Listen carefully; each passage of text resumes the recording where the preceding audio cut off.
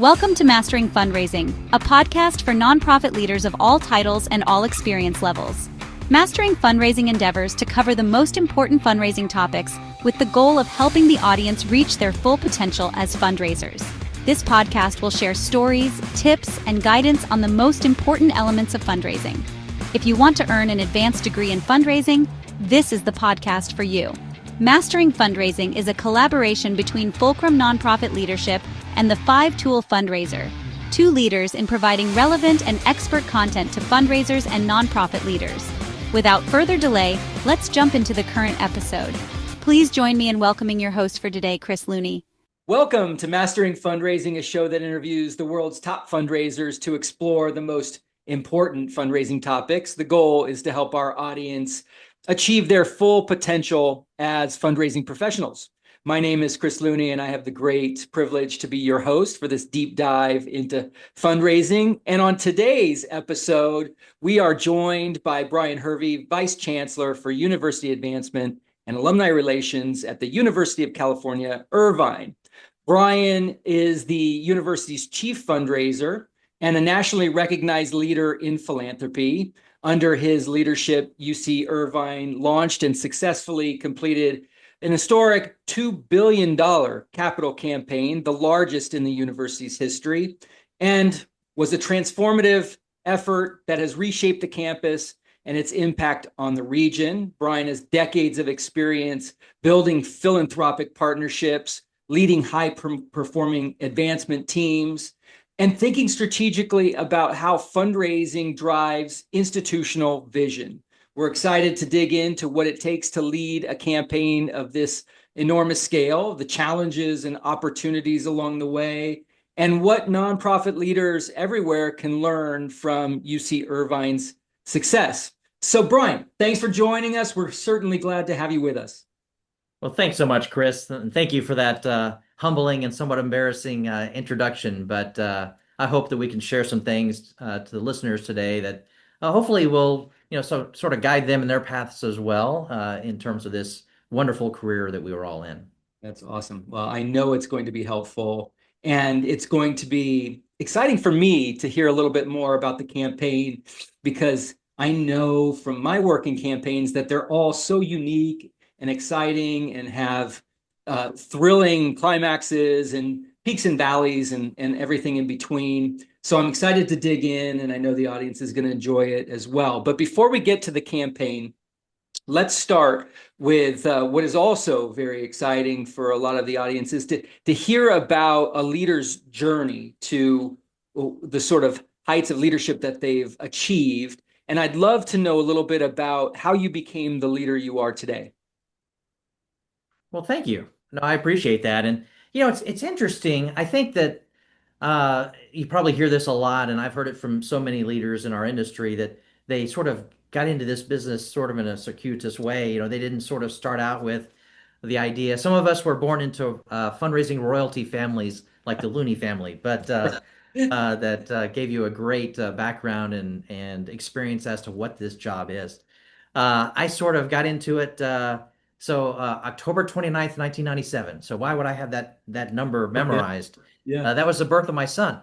Okay. And so he was born and he was premature. It's a good news story. This is not, yeah, right. Thank you. So I'll just preface with that. But he was born and again, about almost 6 weeks premature. And so he ended up in a neonatal intensive care unit. And so I was a financial advisor for Morgan Stanley. And so I wasn't even thinking about fundraising, never even thought about it as a career choice, but I loved advising people and working on these financial plans. And so he ends up in the hospital for, again, about a month. And my little community, I was living in College Station, Texas. Yeah. And so I'd graduated from Texas A&M and gone through a number of careers, things that I wanted to do. I was a police officer. I was an insurance agent. I was, a restaurant manager.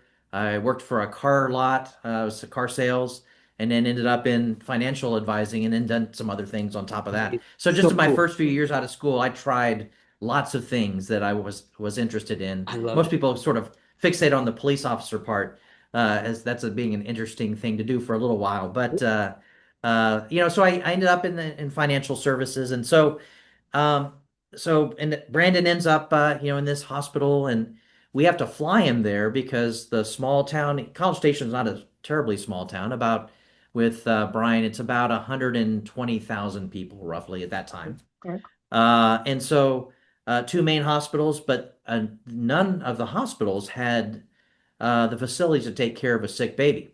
Gotcha. So Yes. you've got to call in the helicopter and the teams and all of that. And so you sort of as new parents are going through that drama of, your baby is getting, all these people crowding around, working on him, trying to make sure he's okay. And then all of a sudden he gets flown off, and we've got to go to another community to where there is the proper medical care. And so we went through that, and as I went through that experience, I'm kind of a detail guy, as many of us are. So I was watching all the things that are happening around the hospital, and you're looking at the facility, and you're looking at the age of the equipment, and you're looking at the doctors and the nurses and the other healthcare providers in terms Sure. of what are they doing and what is their resources that they have available to take care of all of these very small babies. Once I got to see this neonatal intensive care unit, so as we're watching all of this. Um, and I was just thinking about it and thinking, there's got to be something. They're doing the best that they can with what they have, but they need more, and the facility was old. It had been built many years before. And um, so I got through the experience, and I'm very happy to say Brandon did great. We got to take him home, and he's been happy and healthy and now 27 years old. It's hard to believe that, but, Great. really doing well. And so, the kind of the weird part of that story is I ended up as the vice president of development and communications for that hospital system. So eventually it all sort of came full circle. But the quicker, it's already a long story, but the quicker version of how that happened is, so I get home, he's okay. And so I start doing research into how do we have a NICU in our community so that no other parents have to go through this issue. And Amazing. so the organization who primarily did that kind of work is the March of Dimes. So I contacted the March of Dimes. I said, "What can I do to help?" They do it mostly community-based fundraising, kind of grassroots Sure. fundraising. So I ran a couple of fundraisers for them, raised some money, and then they asked me to join their board as the vice president for fundraising. So I did that just as a volunteer. And then my church asked me they were going to build a new building. And so they asked me to be the campaign director for that. So this is all while I'm a financial planner during the day, and I was Yeah. fundraising it for these worthy organizations. And so it was wonderful. And so in the course of this is probably a question you might even be asking me later, but in the course of doing the church fundraising, I met a member of the church who was the new director of planned giving for Texas A&M. And I didn't know that. He didn't know what I did. And so we sat down and had lunch one day. And by the end of that lunch, it was Glenn Pittsford. And so by the end of that lunch, Glenn said, "You know what? You're going to come work for us. And so you're going to, come to the A&M Foundation, take a look at what we do, and we think you might be the right kind of person to come in." And that was for Texas A&M's first $1 billion campaign. Oh my gosh. So I was hired. I made the switch. I left financial planning and moved over to planned giving Right. for this $1 billion campaign, and we raised about 1.4 billion for that campaign. So that started in about 2000 And was for this person Texas A&M. ultimately your boss? He was, and also probably my greatest mentor in this business. He Oh, was good story. absolutely fantastic. And so, Glenn really showed me I wasn't a fundraiser by career, certainly. And so he really showed me the ropes, got me the training I needed in terms of plan giving, both for him and from him, and from a lot of our great vendors that do the plan giving training. Sure. So just really had an amazing experience. And I got to move up during that campaign. So I was plan giving officer, then director of development for student affairs, and then director of development for the Corps Cadets at A&M, and then ultimately kind of moved into healthcare side. I was the chief fundraiser for the School of Medicine there at A&M. So I had these wonderful opportunities there to really grow and have some great mentors. Robert Gates, who was formerly the CIA Sure. director and became president of Texas A&M. He was the president while I was there, which gave me another great mentor, great somebody to watch who was just an incredible leader. And so I got to work for him. And then that's when it sort of came full circle for me as we finished the campaign and I finished building some buildings for the medical school, for the A&M system, a slightly different job. I was called by the healthcare system where my son was born, Scott and White. And so Scott and White was looking for a campaign director expand their healthcare system. So I was hired. And so I got to go in as campaign director for the hospital where my son was and really make an impact there. So I was there for almost 7 years in their expansion. So I got to build greenfield hospitals. I got to take over hospitals and Yeah. raise endowments. We got to build, as a matter of fact, a new NICU and a new children's I was hospital just going to ask. while I was there. So it was really, an incredibly rewarding time in my career to be able to do that and to have that impact to an institution I really liked, but also wanted to see grow. And so we grew to 14 hospitals while I was there and then merged with Baylor.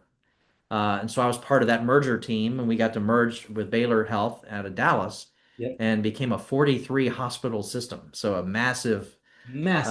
massive organization. And so I started there as campaign director and left as the vice president for development and communications. And so at that time, I was offered the opportunity here at UC Irvine, first really to look at their healthcare expansion, which we can talk a little bit about in terms of the campaign. But they were looking to really expand their healthcare footprint here. And so I came out to California, to Irvine, and I've been out here now 10 years. It's hard to believe, but was able to really finish their last campaign, their billion-dollar campaign, and then launch the current campaign that is completing in just 2 weeks. We are well over goal, the $2 billion campaign, Brilliant Future Wow. campaign for UC Irvine. So I've been very, very blessed in terms of a career. Yeah, well, the communities that you've worked in have been blessed to have you as such a capable fundraiser and leader, and to help them accomplish all of these amazing goals. So it's a two-way street, but I love that story and the fact that you could build that NICU that Brandon probably would have used back 27 years ago is really special. Right. So that's great. And I know you came out here 10 years ago or whatever it was, and you probably didn't love the prices of homes, but I'm sure you've grown to love the weather. So you do some trade-offs, right? Absolutely. Yeah, it's a great place to be. Yeah, it is. That's for sure. So when we think about different roles that you've had in your career, I used to ask this question, what was your favorite job, right? And inevitably, everyone would say, well, the job I'm in is my favorite job, and so I'm kind of pivoted to sort of open it up and say, well, within those jobs or your favorite job within any of the jobs, what's the favorite role that you've had? What brings you the greatest satisfaction of the work that you do? What is that specific kind of role? You know what? So when I first came to UC Irvine, the job was sort of vice chancellor for advancement, which common job. I think we're all pretty familiar with what that usually is and how that works out. And so really all I had was supervising the development officers and sort of thinking about the next campaign. The Alumni Association and the foundation were separate jobs, believe it or not.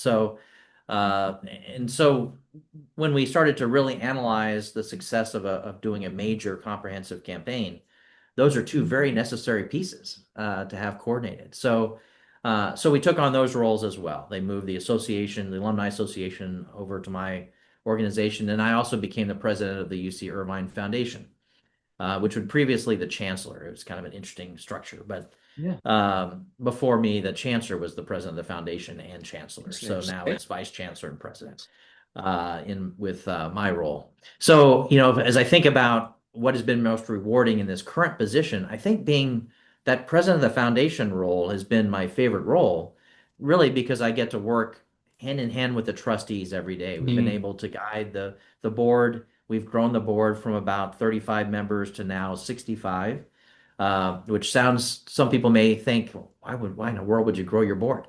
But we had a lot to do. We have 16 different schools on the campus. We right. now have 6 hospitals. We have, all these things going on. And so we needed a much bigger board to have representation of all of these different areas of the campus. And plus, we really wanted to make sure we had a board that was reflective of our community. Mhm. And as you know, Orange County is a very diverse community. Our campus is a very diverse community in itself. That's right. And so, adding all those board members to me has been, and working with all of those members has been the most rewarding part of this career. But it sort of is, as you can imagine, in our role, the campaign is the biggest success of that. That's the tangible sign that we must be doing something right. Yeah, that's right. It's easy to point to that and say, see, that's what success looks like.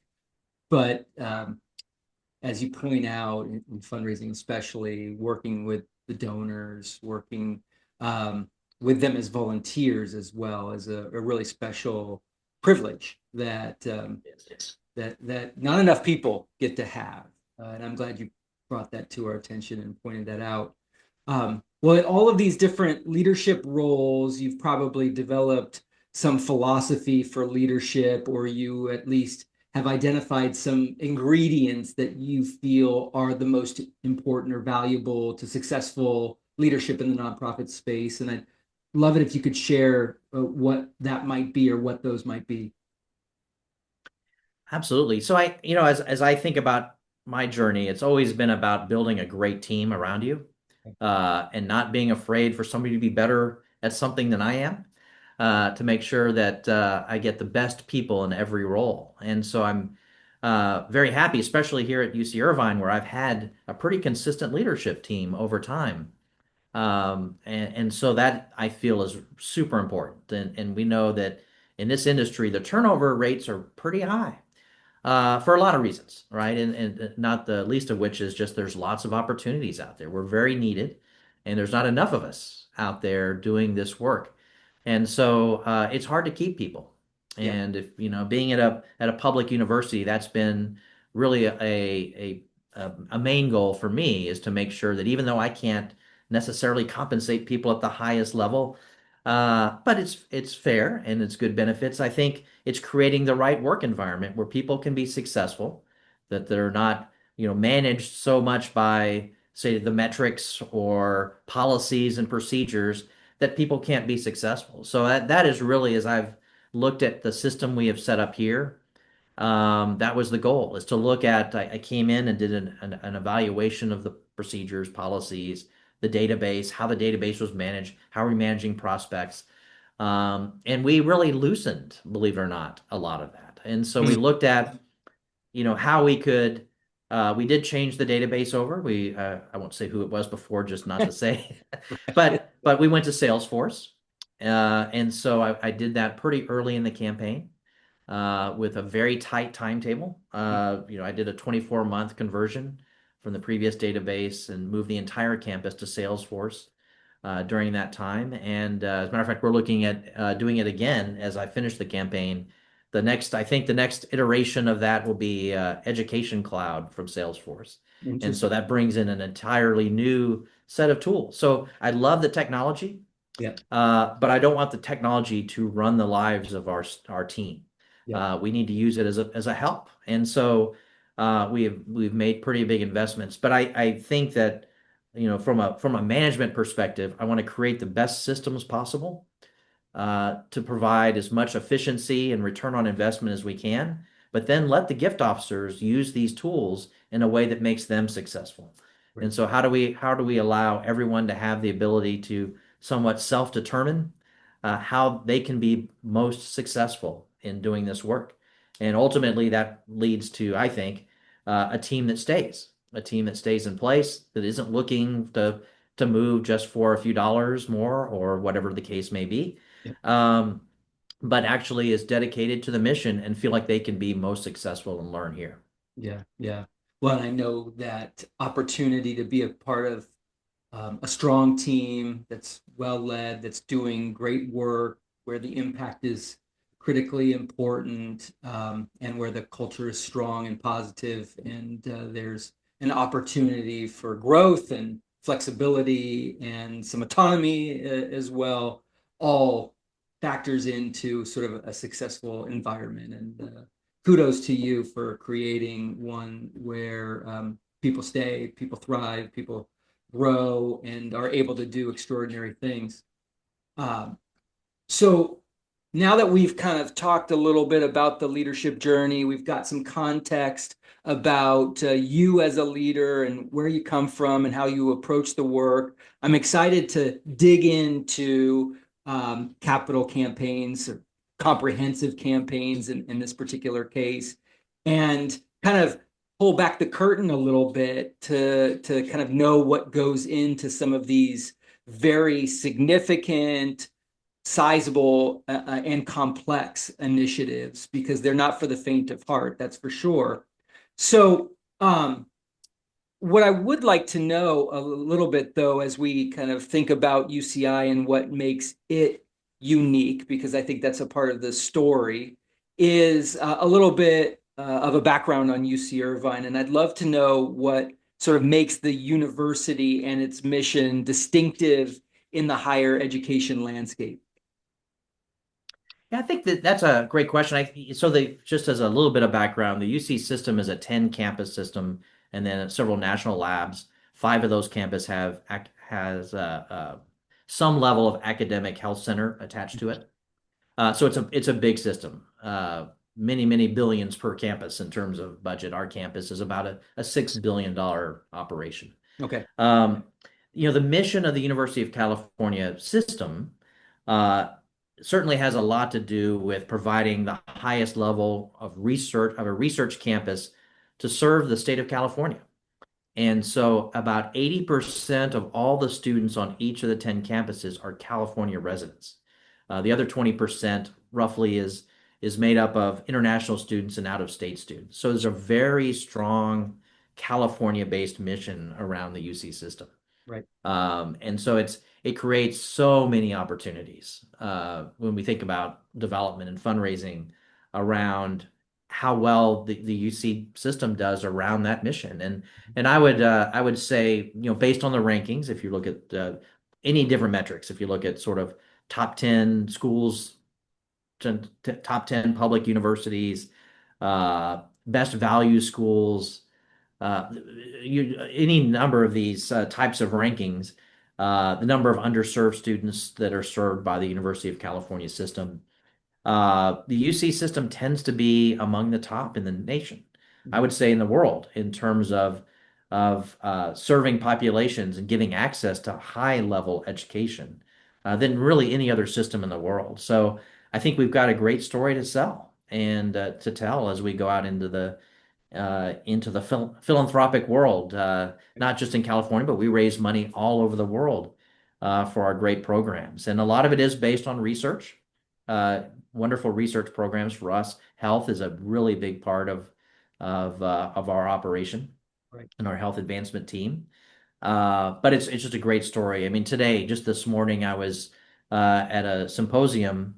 We have 3 Nobel laureates that are attending this meeting on vision research, and they are moving very fast to cure a type of hereditary blindness. And so to be able to be in that room and to have donors there to see the incredible work that's being happening, not just on our campus, but as we convene other researchers from around the world to tackle some of the grandest challenges. Yeah, amazing. And UC Irvine is amazing because its size, significance, impact kind of is suggestive of a university or an institution that's been around a long time, 100 years plus, but it's relatively young in terms of an institution, maybe 55, 60 years, something around those. That's exactly right. So this is our 60th anniversary year as a 60th. campus. And so I came in the 50th anniversary celebration.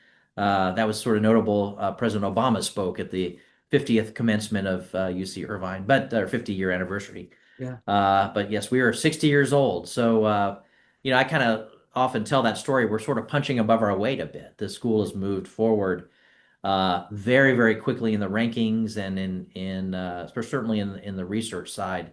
And I think that's partially because of the power of the University of California system. Having that name is really important. Yeah, agreed. And being successful for those 60 years doesn't hurt as well in terms of graduates and the health outcomes, all of that. So that's important, but still doesn't make raising $2 billion easy or reasonable or feasible. So I'd love to know how the idea for that $2 billion campaign first came about, and what were the key goals that kind of guided it back in those planning days. So, there's all those rules of thumb that we all love to hang on to as fundraisers. So, you double the last campaign. That's one that very often people think about. Yeah. You divide the campaign into thirds, and a third is sort of program support, a third is endowment building, and then, a third might be current use sorts of things, and capital, for instance. And so that was a little bit of it. So we got here and the previous campaign was just ending, so I kind of finished the last one.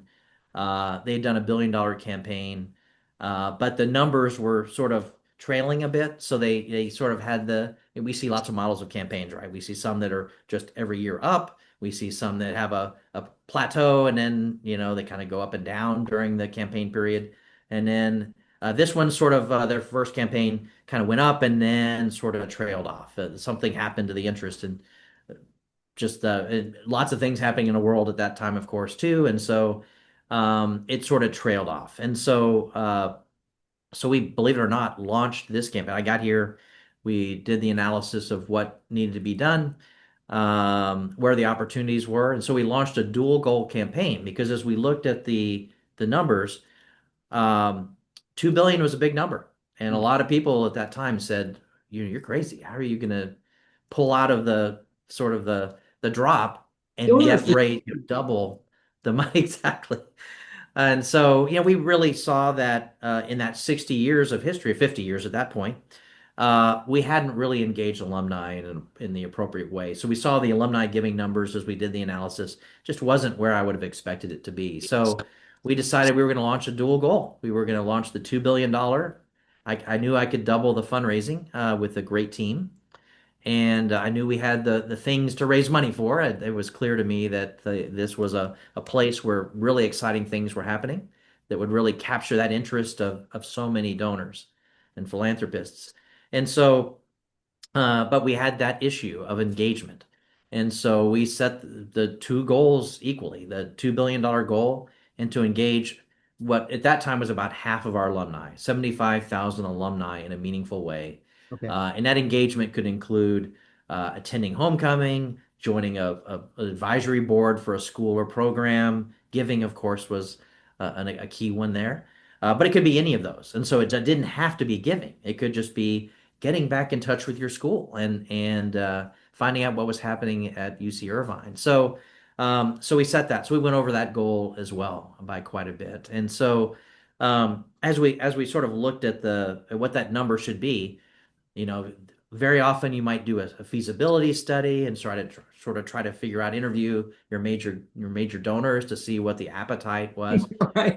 We launched the Brilliant Future 1 month after completing the previous campaign and just went with the number. Yeah. We just went with the chancellor and several of the university leadership sat down and said, we can do this. And Yeah. I was confident we could do it. Brian, And so you got we this. didn't have a quiet phase. We just went straight into it. And did you have the name Brilliant Futures already determined at that moment, or was that something you constructed as you got into the sort of planning, building the airplane while you fly it to kind of campaign work? So it did come later. So we just went ahead and launched in, and I didn't do campaign counsel for this. I tend not to do that on my campaigns. I tend to hire consultants that I really believe are the best in their field for specific things that they're best at. Great. So rather than having a big umbrella contract, I have separate contracts for things. And so we got a great marketing firm on board that helped us sort of think about the Brilliant Future. Uh, Brilliant is a common theme in the University of California system. You see it all the time. The motto of the University of California system is Fiat Lux, let there be light. So almost everything you see in terms of campaign themes tends to be around that light idea. Wow. And so it's sort of fit. that would be a great name, and then we came up with a sort of we call the Surge. It's sort of a interesting logo that was something we could repeat on every piece of marketing material, every PowerPoint slide that any professor used. It would have a little color swirl in the corner, and people got to know that that's the campaign. Yeah. That's got something to do with the campaign. So it did launch later, and we actually launched the campaign October of 2019, right before something else happened. As we got into COVID, just a few months later. So we publicly launched all this with these big plans of we're going to go on a road show and we're going to do regional events, and COVID, right in the first 6 months of the campaign.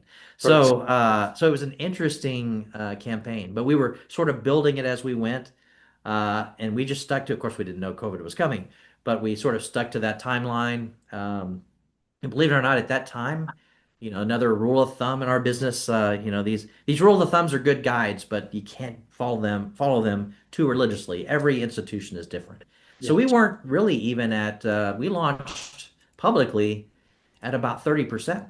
We'd seen big increases. We doubled fundraising first year, doubled it again second year. So we were on the right trajectory, but not at a $2 billion trajectory quite yet. But we launched. We knew we could do it, and we would stay on that glide path up. And so it was a little bit of a back end loaded campaign. We Yeah. raised a lot more the last few years. Yeah. Well, and being a part of the UC system, you had UCLA to look at, maybe some of the other campuses as well. I think I recall one of their campaigns was a $4 billion effort, and they had Yes. launched publicly at 1.2 billion, which I think a lot of people thought, oh, I thought you were supposed to publicly launch after 50% or 70% or 80%.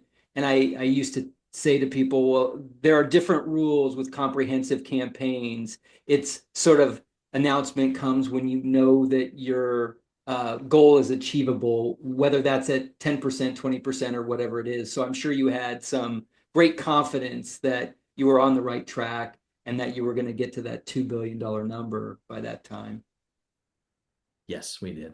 Yeah. What were the big sort of infrastructure needs that you had to be focused on to make sure that $2 billion was achievable?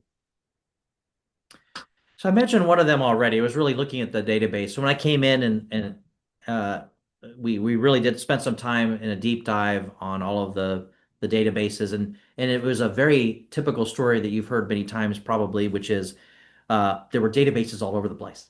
So, different schools would have a database, and maybe it was an Excel spreadsheet, or maybe it was a more professional sort of donor database or contact manager, but there was just data everywhere. Yeah. And so it was a matter of uh, trying to figure out where all that information was and bring it together. So that was kind of the first big challenge and system to create was converting to a complete campus-wide database where we compiled all of this information.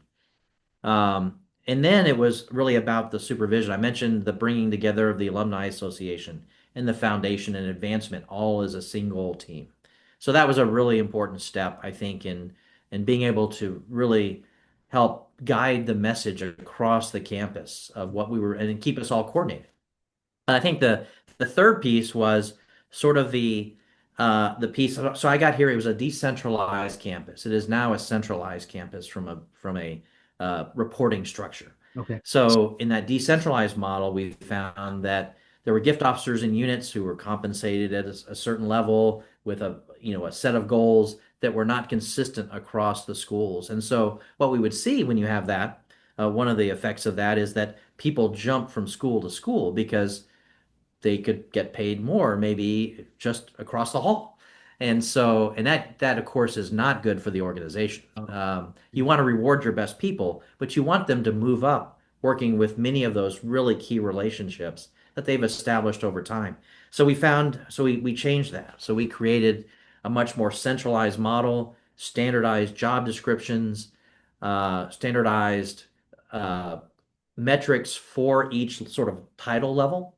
Mhm. And so the way I looked at it is we don't want to be so tied to you can have this many executive directors, and each executive director needs to have a senior director, a director. You've got to just move up and down, up the chain to get to that next level. If you're a great performer and your metrics are that level that we consider to be an executive director, you can be an executive director. We promote you. So we really looked at that so that we could create a system that was fair across the campus, taking into account, of course, some schools are different and everything's relative, right? So when we talk about a $2 billion campaign for UC Irvine, those same steps might be a $100 million campaign at another university. You've got to do the same things. It's all relative, and you're always building. That's the most important thing is that you're building the system that is scalable and will keep moving your institution up. Yeah. And so that was really the challenge is to and that took a few years. That was not an easy thing or an overnight thing to do was to change, your whole human resources structure. But now we're centralized. Yeah. Thank you for talking about systems and structure and process, because I think it's so easy for people to focus on, we needed to get this big gift, and then we needed to get that big gift, or we needed to recruit this chair, and a campaign of this size, this length, this magnitude, um, where you've already sort of experienced a significant amount of annual fundraising and big gifts.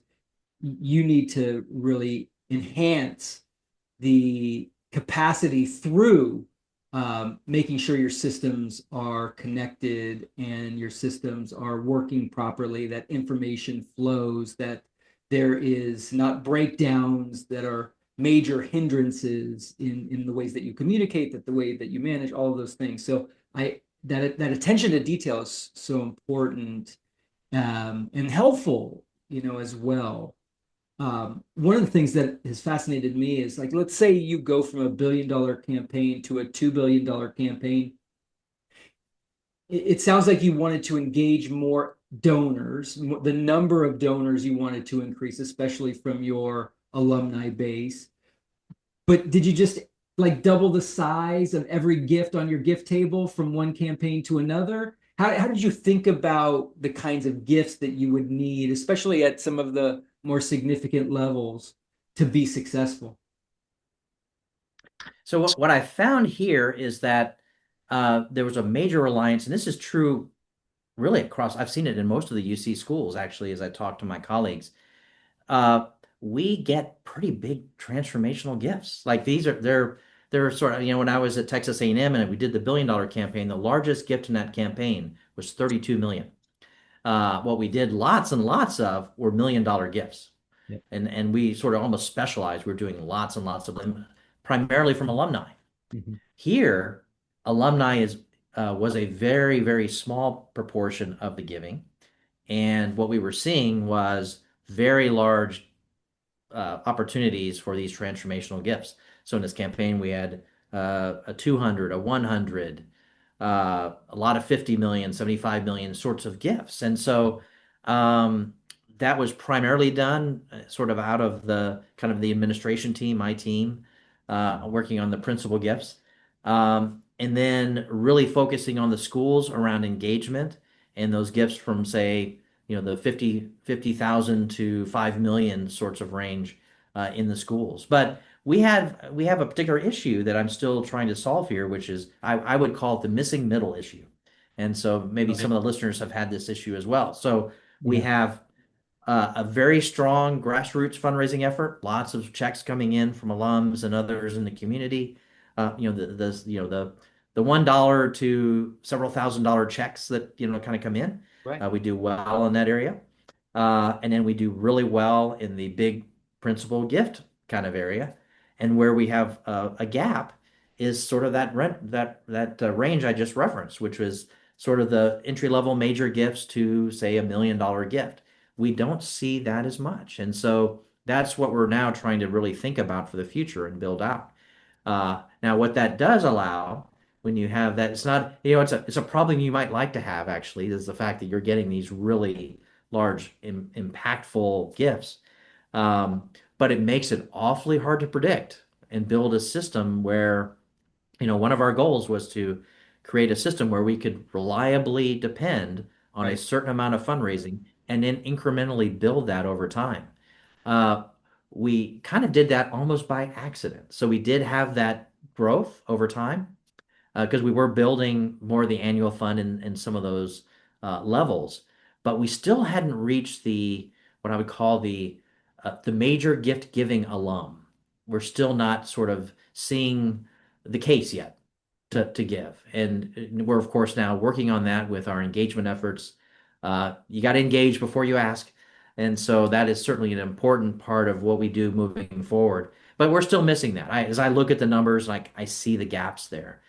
So we've been very, very fortunate to have, these wonderful major transformative gifts, but they've been primarily from the community. And that's Right. what makes Orange County and Southern California very unique to other states, other regions, is there's a lot of money in those hills right behind me. Yeah. And so there's lots of people that are so passionate about the causes that they care about, and we can offer them an opportunity to invest in that. Yeah. Yeah, that's so true. And I love what you sort of admitted to, which is that missing middle, which is very typical, very common, I think, in a lot of organizations, maybe especially in California, but I think throughout the country. And it seems to me that your work in developing the engagement around your alumni, especially even just at some of the lower levels, lower tier levels, over time will allow you to build the steps that seem to be missing in that pyramid up to the top.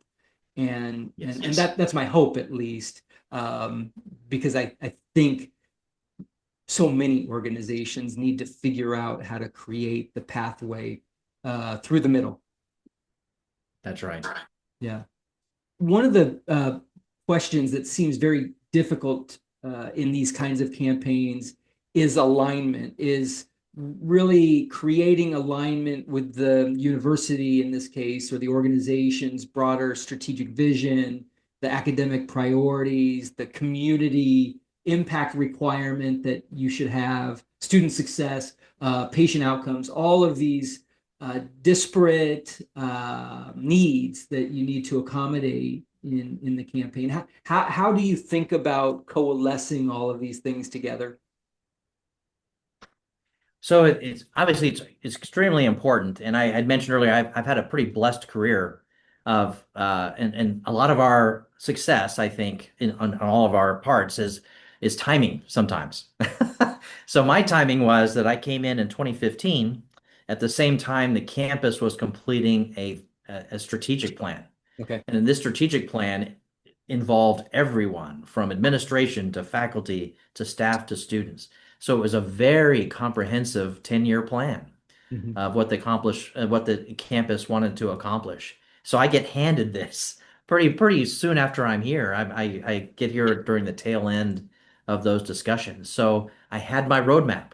It was Yep. basically all done and handed to me. I just needed to create a case out of those areas. We even did a competition during that process, towards the end of the process, where we offered students, staff, and faculty the opportunity to pitch ideas, to come up with the things that they wanted to as a sort of a contest, and the winner would end up in the case statement.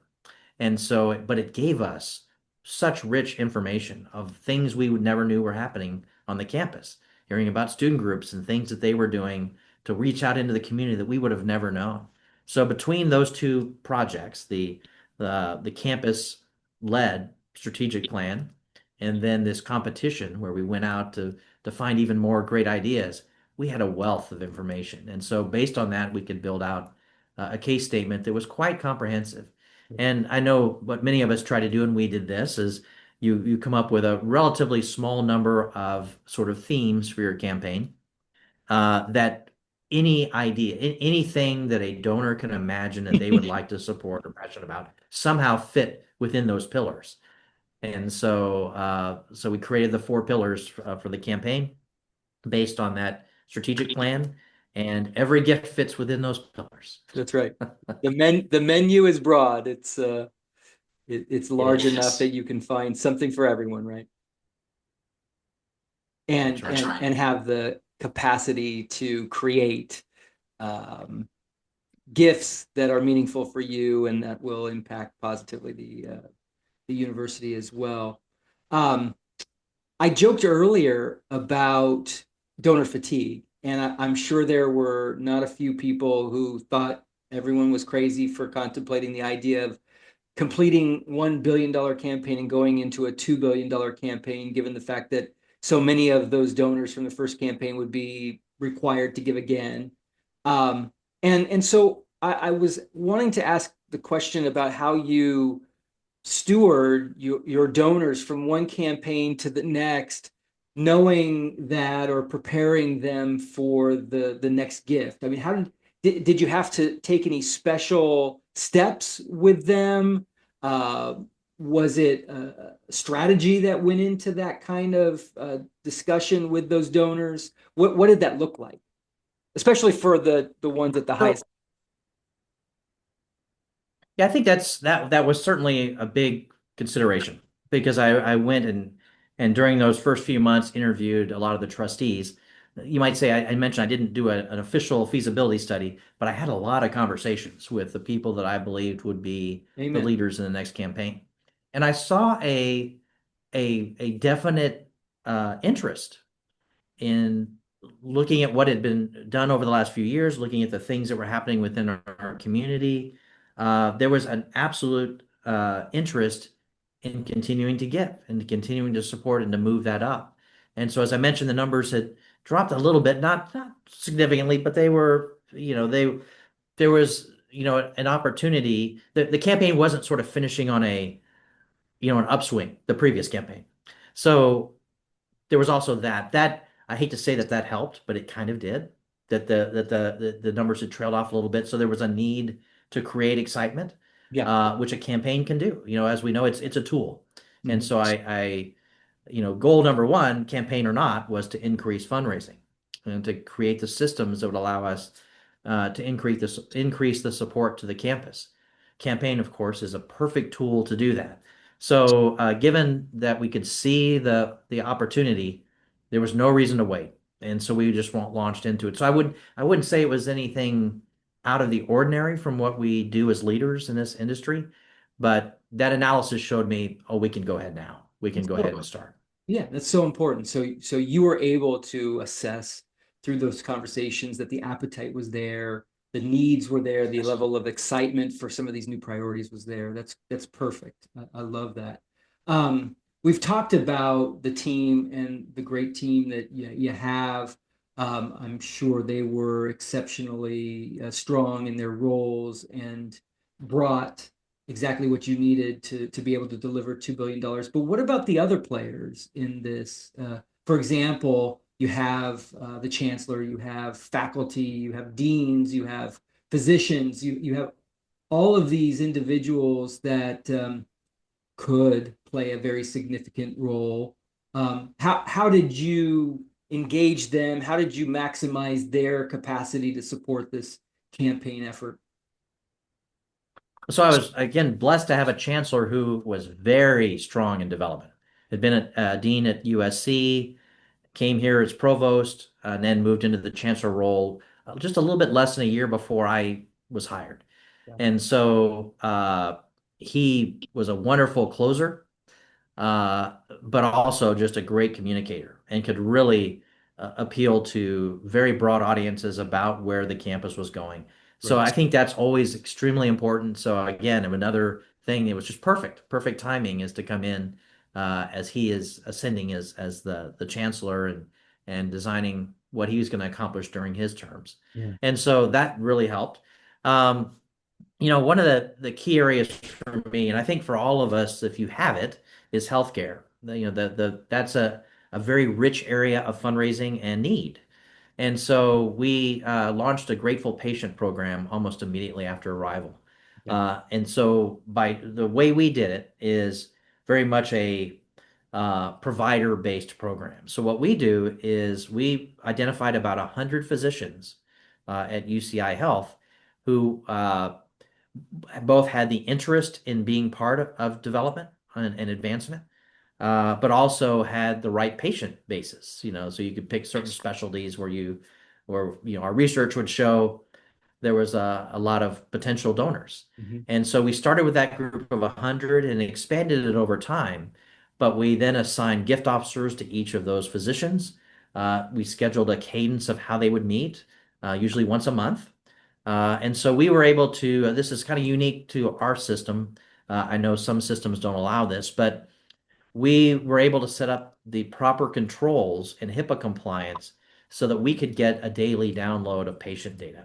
So all very protected, following all the rules. Of course. But it gave us, we knew, and I know now, every morning who has gone through UCI Health the previous day.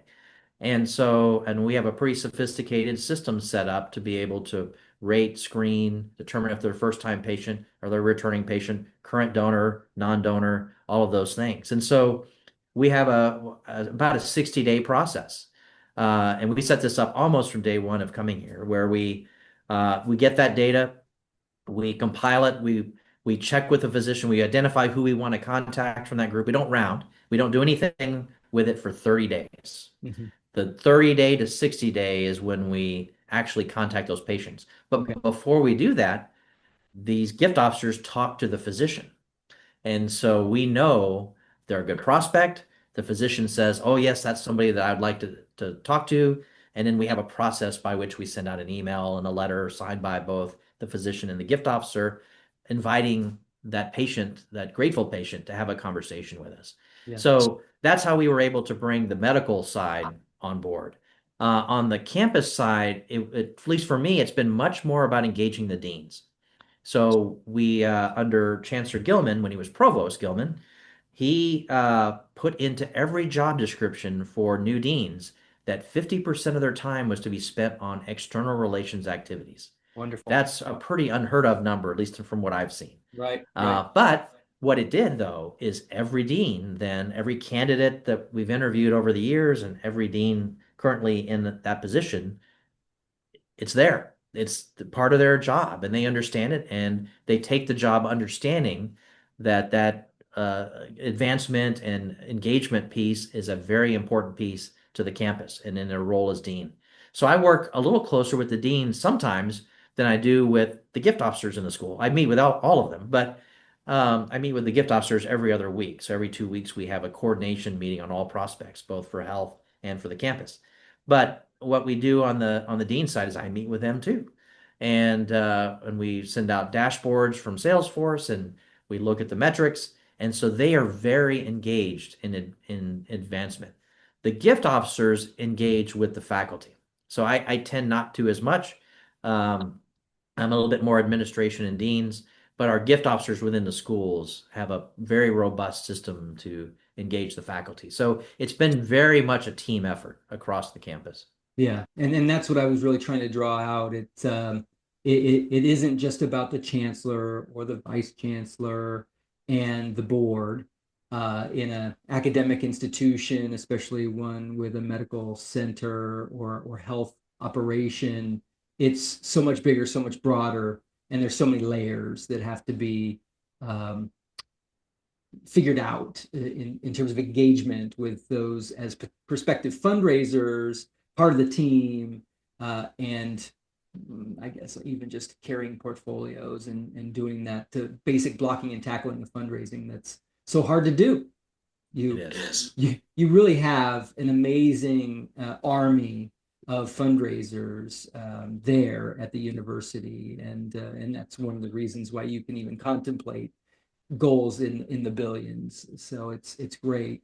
Um, Many people talk about fundraising as both art and science. Wanted to know if you had any unique kind of lens on how you see fundraising as both art and science. So we've talked a little bit about the science. I think it's the systems. So the science of it is to make sure you have a very strong database, contact manager. I'm not trying to push them, but I found Salesforce to be among the strongest products out there right now to do that. And so I stay in very close contact with them about what's the newest things, how do you embed AI into this, how do you make us more efficient in terms of prospect research and development. So I think that's the science of it. And I mentioned the Grateful Patient program. It's very, very data and scientifically driven to really limit the number of extra contacts that gift officers are making if they're just sort of Right. going out there and just trying to meet patients or round or anything like that. We don't really do that. It's very targeted, and each of those gift officers gets a list of who we've identified as a very good prospect. It's still a lot of names. It's a big system, Yep. but that allows us to really apply the science to it. But then, of course, as we know, if your gift officers and all of us in this job don't apply sort of the art of relationships and conversation and understanding how do you use that information ethically and rightfully to identify prospects and to treat those prospects with respect and those donors with respect for what they've gone through, what their interests are, not trying to force something. And I think that's the art of what we do. And I think it's what I look for in gift officers. I can train people on the science. I can't train them on the skills of how to be a good person and a good relationship person and to understand the real, I think, sort of the morality of what we do. It's a, it's this, as we've seen, unfortunately, in our industry, every so often we get somebody who's not doing it ethically, Right. and so to me, that's a really big part of who's on the team. That these are really people I like and enjoy working with and are good people. Yeah, and have extraordinarily high ethical behaviors. It's remarkable to me how many fundraisers just really operate at such a high ethical level. And part of that is, sort of the governance of the fundraising associations that we belong to and all of that stuff. But Yes. it's nice to know that there's a high standard of that in the nonprofit space. Um, and I do know that over the course of those 8 years or whatever it was for the $2 billion campaign, that it wasn't a straight line, that there were challenges, there might have even been crises involved. We talked about COVID and of course that's the X factor in so many stories that people will tell, but for some it's also been one of the better opportunities that was presented to them in terms of fundraising and engagement, though it might not have been in person for a while. But I just wanted to know from you, kind of looking back, what were challenges or crises or moments that really pivoted, where you had to pivot, or that forced you to do things a different way that maybe even helped you along in your journey. So there was one thing that to me just struck me as interesting and something I hadn't really seen in my career yet. So so our year runs July 1 to June 30, as many educational institutions do. So 1 year in, so the calendar year in, we were coming into January, so almost half of the fiscal year, and we were pretty far behind. This was sort of into COVID. Things were starting to return, but we weren't quite there yet. And so I was getting nervous. Like I was having calls with my team saying, I don't know what's happening here, but the gift flow has almost stopped. We are way below goal, almost 6 months into the year. And we really doubled down and just looked at all the analysis and what's going on. And, our messages not resonating or, what's happening. Yeah. And then we went into January, which is typically a pretty slow month, and we raised like $60 million. I mean, it was the craziest, like everything closed that we were working on. So it always reminds us we're not in control of a donor's timeline. And even if we think, the calendar year end is when everybody's going to want to give for tax reasons or whatever other motivations there might be, we don't control that. And so it was just a good lesson for me and also a success story because we had just an unbelievable month after a pretty slow year and caught up in 30 days of where we needed to be. But it just a good reminder. And we talked about COVID and everybody kind of went through that, but it was certainly interesting that we had just launched into this public phase. And so we were able to do the campaign without all of those things you would normally do in that first year of a public phase of the campaign. we basically didn't do international or out-of-state travel. Mhm. For all of those sort of pivotal months, I would have been doing that. And yet we still were successful. And I know we are all very grateful of the outpouring of public support during COVID to all of our organizations. Right. It was incredible to see, the public really continue to give and to give at high levels. So it didn't seem to, it was a challenge, and we had to think differently about what we were doing. But I saw us and many other organizations be very successful during that very difficult time. Yeah. Yeah. And that's the story that I hear repeated so often. It was an extraordinarily difficult time, and obviously shook the world to its core with so many deaths. But at the same time, it was a unique time of connection for so many, of extreme philanthropy, and a strengthening of a lot of institutions that, were teetering even before COVID. So it's a strange story and strange time. Yes. Well, let's, like, as we wind down, kind of be forward thinking a little bit here. Um, you've completed this extraordinary feat. It's the second kind of, eight figure, no, 10 figure, 10, what is it, 10 figures? 10 figure campaign. Is that right? So Yes. seven, eight, nine, 10 figure, your second 10 figure campaign that you've completed, at UCI. Don't tell me it's going to be an 11 figure next time, or is it going to be 4 billion, or like, what's next for you? What's next for UCI? So I think there's an interesting conversation that's starting to happen at our institutions across the nation right now, which is to say, okay, now that so many of us are doing these multi-billion-dollar campaigns and completing them, do you just keep making them, like if we do the sort of the double math, right? Four, maybe five.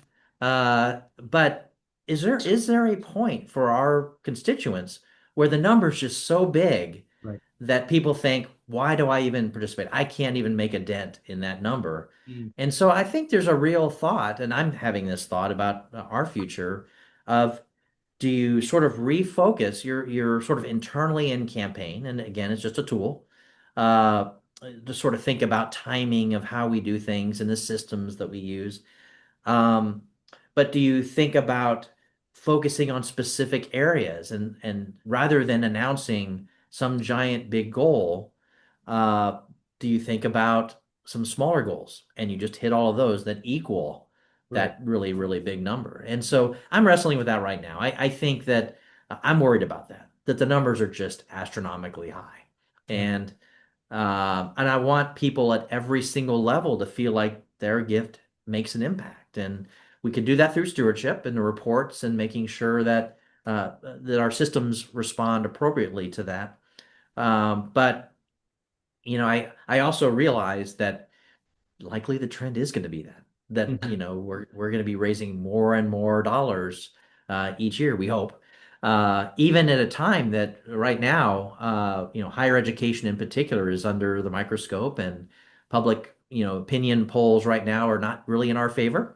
They're showing somewhat of a distrust in some other issues with higher education and where we've come. And so, there's that probably that we need to deal with in the next year or two or three, uh, where we sort of reframe that conversation. And I'm not speaking just politically, although that's a part of it too, but there's a lot of things that were already happening even before some of the political things that are happening now.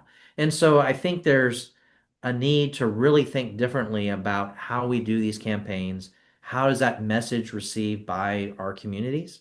And so, my plan right now is to sort of refocus on the things that really impact our students and our researchers. And so, thinking more about scholarships and fellowships, Mhm. and sort of having that message out there in that case, why that is so important to provide access and affordability. And then under research, given all the things that are happening right now, budget cuts within most states, federal cuts potentially in grants. This research is so, so important. that there needs to be a kind of a natural shift, I think, to more private philanthropy to fund research. And that may mean really rethinking the models we've used. Is an academic chair still the model, to keep a researcher in place and to give them that extra support? Or is it a different model where we think about funds that can be used for a specific type of research that may fund multiple PIs or whatever that is. We're thinking about that. So it's a great question. I'm thinking a lot about the future, and but right now where I am is I'm thinking about since we didn't have a break in the last campaign, taking about 36 months now to sort of regroup and really think about where we go from here. What does that next comprehensive campaign look like? Again, Right. is it a big number? Is it a number of key priorities, scholarships, research, faculty support, health support for our health operation? Um, and those also have the benefit of somewhat being budget relieving. When you're in an environment where budgets are being cut, do you start to shy away from capital a little bit, capital projects, because they won't be happening as much on most of our campuses as they were before. So that's my sort of my current thinking about the future. But I do think our industry has a big challenge ahead of us. I Yeah. think, especially in higher education. Yeah. Well, we're going to be watching you because you and UCI have become leaders in this space and a bellwether and all of that. And thank goodness we have organizations and leaders like you to look to figure out for so many others what the right path can be, should be. Um, because it's a scary sort of proposition to think about not doing campaigns because the appetite is not the same as it was before for chasing some of these big numbers. So we will be watching. The last question, and then we'll wrap, is advice. There are a number of fundraising professionals out there who dream of leading a campaign of this scale and magnitude, and wonder what advice you would give them as they dream of leading sort of an effort like this one day. It probably sounds like too simple of advice, but my feeling was every position I went into to just work as hard as I possibly could to do something I care about, to make sure I was really passionate about it, and be able to express that passion to donors. And if you really talk to donors and prospects and you believe what you're saying, hopefully we all do, and you really have their interest at heart, not just the organization, but how can we find that perfect balance of what they're trying to support and something that we're doing, you're going to be successful and you're going to move up, because that is the sort of the key to what we do. And as I mentioned, I've been very blessed in my career and I've had these great opportunities to continue to move up. But as I think back at that, I really think about it as being because of that sort of ethic of, let's do this the right way. Let's be passionate about what we do and work as hard as we can at it every day. Uh, I measure my contacts in days, not what did I do for the month. I want to make sure every morning when I get up, I'm excited, and I am, to get to work and to get going and to talk to as many people and share the good message as I can. Amazing. Well, it's great advice, Brian. And we're so lucky to have had this opportunity to chat with you. The audience is going to be unpacking what they've learned for many days, because there's just a depth and richness to what you've offered in terms of your expertise and wisdom. So thank you. Thank you for being a major force for good in our community and for the world. And unfortunately, the conversation does have to end, but I know everyone's enjoyed it and would encourage everyone, if you like this content, please follow us. Please subscribe to Mastering Fundraising, and also check out our other podcasts as well, Lead for Good, and also the Nonprofit Edge. So again, Brian, thank you for your time, and to all of those folks out there, we're wishing you all the best and look forward to seeing you very soon. Thank you for joining this episode of Mastering Fundraising. We hope the conversation was helpful and invite you to like and subscribe to this podcast for more conversations with extraordinary nonprofit and fundraising leaders. To learn more about Fulcrum Nonprofit Leadership, please visit us on the web at fulcrumleader.com. To learn more about the 5-Tool Fundraiser, please visit us at 5toolfundraiser.com. We want to hear from you. Please share your thoughts and ideas with us at hello@fulcrumleader.com. Thank you for the important work you do to make our world stronger. We look forward to welcoming you back during a future podcast. In the meantime, take care and be well.